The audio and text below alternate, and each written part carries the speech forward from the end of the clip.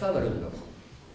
Car il y a le côté, l'artiste, Rosa Bonheur, mais c'est surtout la femme, Rosa Bonheur, moi qui m'a... Lancement du bicentenaire de la naissance de Rosa Bonheur. Une conférence de presse s'est tenue ce matin au château de Thomery, l'occasion de redécouvrir cette grande artiste du 19e siècle, spécialisée dans la peinture animalière. Elle s'appelait Marie-Rosalie Bonheur, elle s'est fait appeler Rosa Bonheur, elle est née en 1822 et elle est morte en 1899, donc elle traverse tout le 19e siècle.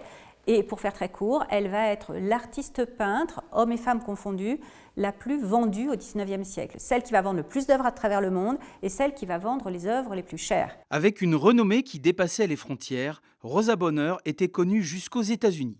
La commémoration de son bicentenaire donnera lieu à de nombreux hommages et plusieurs expositions en France. Elle va avoir son exposition à Orsay et puis le château de Fontainebleau va faire une exposition aussi pour elle.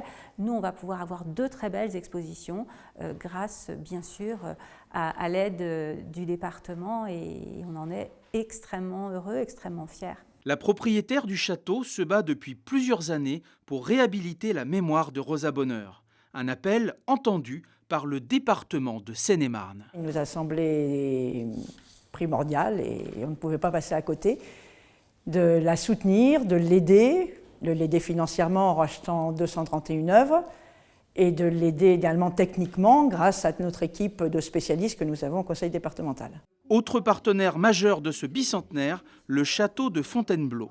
La demeure des rois et des empereurs a en effet un lien très particulier avec Rosa Bonheur. Alors c'est un lien à la fois très naturel et très ancien, puisque c'est à Fontainebleau que Rosa Bonheur rencontrera l'empereur Napoléon III et l'impératrice Eugénie, qui décorera Rosa Bonheur de la Légion d'honneur un an plus tard, en 1865, faisant d'elle la première femme décorée pour son talent artistique.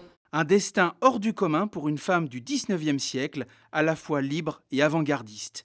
Et c'est tout naturellement que le lancement des commémorations sera donné le 8 mars à l'occasion de la Journée internationale des droits des femmes.